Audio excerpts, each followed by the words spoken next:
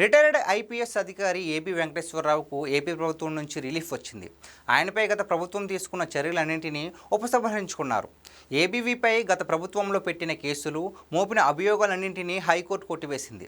అసలు జరగని కొనుగోలులో అవినీతి అంటూ ఆయనపై కేసులు పెట్టి తప్పుడు ప్రచారాలు చేశారు. అప్పటి సిపిఆర్ఓ శ్రీహరి మీడియాకు తప్పుడు ప్రచారం చేసి దేశద్రోహం ఆరోపణలు కూడా చేయించారు. అప్పటి ప్రభుత్వం కేసులు పెట్టడమే కాదు, విచారణ కమిటీలను కూడా నియమించారు.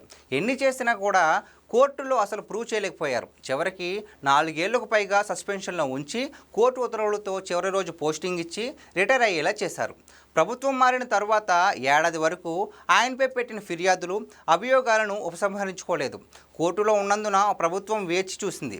ప్రభుత్వం అన్ని కేసుల్ని కొట్టేయడంతో తదుపరి అన్ని చర్యలను ఉపసంహరిస్తూ ప్రభుత్వం ఉత్తర్వులు జారీ చేసింది. దీంతో ఏబీవీ సూపర్ క్లీన్గా తేలారు. అయితే ఆయనను టార్గెట్ చేసి జగన్ రెడ్డి వేధించారన్న విషయం మాత్రం స్పష్టమవుతుంది.